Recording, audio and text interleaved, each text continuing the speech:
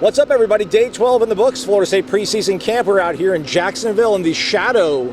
Not really the shadow because we're in the sun, everybody, because that's how we roll. Although we're right outside Everbank Stadium, the home of the Jacksonville Jaguars of the NFL. Florida State had to move practice here because of all the rain from Hurricane Debbie saturating the fields over at the University of North Florida, the campus where Florida State typically has held these. He's Ira Schofel. I'm Aslan Hajavandi.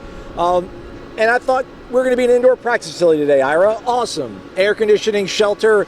But it wasn't a cakewalk today. No, Mike Norvell's whole goal of coming over to Jacksonville, like one of his biggest things is it's supposed to be a tough, toughening experience where guys, they have to play in the sun, no indoor facility over in Tallahassee, very little shade at that practice field at UNF. Also, the beds they sleep on are little twin-size beds, which Marvin Jones Jr. and a couple of the guys were complaining about after practice. It's supposed to be toughing it out for a couple of days and kind of building that bonding and chemistry. But then they practice indoors, and when they walked into the facility today, it was freezing, and Mike Norvell did not like that at all, told them to shut off the AC, and by midway through practice, man, we were working up a pretty good sweat. Yeah, it was like John Taffer from Bar Rescue. He's like, shut it down. Yeah, it got hot in there. Yeah. I've been critical of late of the offense. I thought today was the better day they've had this week. Defense still continues to kind of show out, but kind of big picture, what did you sort of see from the 25-period practice they had on Wednesday? Yeah, I think I keep reminding myself that they don't have to be as good as they're going to be in game one offensively. I think back to last season, that offense, that first game might have been as good as they were ever going to be.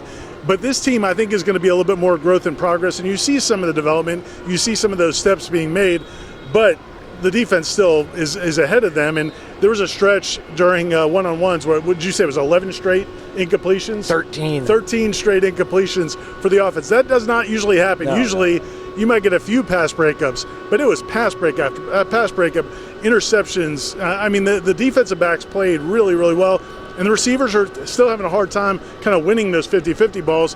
But again, I think you got to remind yourself that there's still time to develop that. Yeah. 13 more practices before they play Georgia Tech. Again, I thought first half of the practice, which included that stretch where the defensive backs kind of just ran the roost, and that was a one-on-one like red zone, so it was more of a compact space of field, so it's a little more, that's the one part that maybe favors the defense, but everything else kind of favors the offense seemingly. But I thought the second part of the practice, when they went to 11-on-11, which was very situational based, more often than not, the offense seemed to convert and get those first downs because there was a lot of like fourth and short and things like that. So the defense made it tough on them, but eventually the offense did kind of find their footing towards the second half of the practice. Yeah, there were some really nice plays. There was one throw from DJ down the sideline to Malik Benson where, Azaria Thomas is right there. I believe it was him on the coverage. And Malik Benson makes a tremendous catch, great throw, and he gets up and declares that you guys can't blank and guard me. And he's got that confidence, man. Like, that kid believes. And Mike Norvell, I asked him about that afterwards, like, how do you impart some of that confidence in the younger receivers? And he said, he was them at one point too. They've got to develop that over time. But yeah, he made some nice plays. Again, throughout the passing game, I thought you saw Duke Jalen Brown had a few nice plays. You're seeing other guys kind of step up as well. Yeah, Elijah Moore, I thought had some struggles early on in practice, but I thought he finished strong like most of the offense in the second half. So pretty good week out of that true freshman who continues to see reps with the goods, as I think Corey coined it a few days ago. That's always an encouraging thing to see, I think, when you're seeing these young freshmen sort of start taking these opportunities and taking advantage of them. We saw a guy on the offensive line, I thought that's a younger guy sort of taking advantage of those opportunities as well. Yeah, Mike Norvell really talked up Andre Otto as well. Yeah. Andre Otto got some more opportunities today, and it seems like everything they give him, he takes it and does well, and then they move him on to something else. Yeah, because what he's been practicing at was not the position he was playing at today, and that's a really difficult thing to work when you're going against guys like Darrell Jackson and Josh Farmer ahead of you. So that's obviously a good sign for player development. People like player development. So there you go, everybody. The cool thing too about being out here in Jacksonville, and we're so close to Everbank Stadium, we can almost touch it, is that there's a couple Noles on the roster. They came out and they said, hi, what's up? That's awesome, man. Yeah. They're having mini camp right now themselves at Jags, a training camp right over there. Yeah, that was actually one of the really most positive thing about them moving practice from UNF over here was the fact that when they're having their mini camp over there, Jarian Jones and Ronald Darby were able to come over. And a lot of these guys don't know Ronald Darby personally because obviously he played 10 years ago at FSU. But Jarian Jones obviously was on this team last year. And yeah, it was really cool to see them, their whole JAG social media team come over here as well. You're going to probably see some content from JAG social media. And they had those guys mic'd up. And it was just cool to see, Jarian went onto the field, and Mike Norvell turned around, saw him, and gave him a big hug. We tweeted a little video of that. So yeah, he's a special player in this turnaround. So for him to be here, plus it's another example of what you can become when you come through this program. Yeah. This defense, again, has kind of led the way through these first 12 practices, Ira, and we're seeing other guys get more involved in the mix, and everyone's talking about, and I agree to your point too, that Florida State's, they got 13 more of these to get ready for week 1, but we keep talking about how good the defense is. Could this defense potentially be even better than what we're seeing now as some of these guys get back involved into the flow of these games and these practices? Yeah, they could. I mean, really, they could. I honestly think so. I mean, I think you look at, overall, that group, I think they've taken it slow with some guys. There are certain positions where you've got a guy that's been in 3 or 4 years of college football or 5 years of college football. You don't need them out there that many snaps. They want to kind of limit things. When you bring them all together, it could be a lot of fun. But as Adam Fuller made the comment the other day, they may also want to mix those guys with the twos during the season. You may see some guys who should be starters working with the twos and kind of splitting out that excellence, the highest grade of player. And but it's a deep defense, and yeah, man, I think it's going to continue to get better.